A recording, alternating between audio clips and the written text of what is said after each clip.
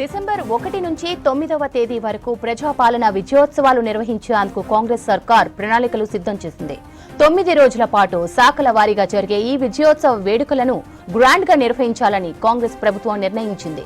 ఈ మేరకు వరుసగా ప్రారంభోత్సవాలు, శంకుస్థాపనలు చేసేందుకు అన్ని ఏర్పాట్లు పూర్తి చేయాలని అధికారులను ప్రభుత్వం ఆదేశించింది.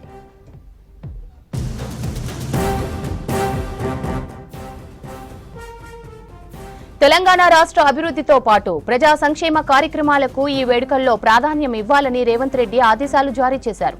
దీంతో 26 ఇంటిగ్రేటెడ్ రెసిడెన్షియల్ పాఠశాలల శంకుస్థాపనకు అధికారులు ఏర్పాట్లు చేస్తున్నారు. అలాగే డిసెంబర్ 1వ తేదీ నుంచి 7వ వరకు అన్ని గ్రామాల్లో సీఎం కప్ పోటీలు నిర్వహించాలని అధికారులు, ప్రజాప్రతినిధులకు స్పష్టమైన ఆదేశాలు వెళ్లాయి.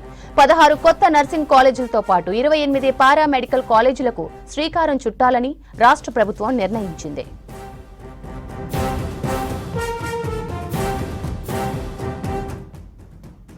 గోషామహల్లోని ఉస్మానియా ఆసుపత్రి నూతన భవనానికి రేవంత్ రెడ్డి భూమి పూజ చేయనున్నారు.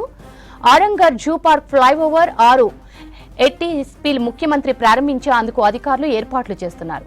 కేబీఆర్ పార్క్ సమీపంలో ఫ్లైఓవర్లు, అండర్ పాస్లతో 6 జంక్షన్లు అభివృద్ధి చేసే 826 కోట్ల భారీ ప్రాజెక్టుకు సైతం ఈ వేడుకల్లో శ్రీకారం చుట్టనున్నారు.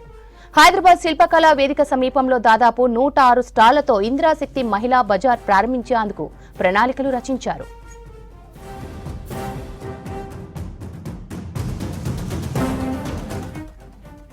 ఇక దామరచర్ల మండలంలో యాదాద్రి థర్మల్ పవర్ ప్లాంట్లో 800 మెగావాట్ల ఒక యూనిట్ ను జాతికి అంకితం చేయాలని రేవంత్ రెడ్డి నిర్ణయించారు.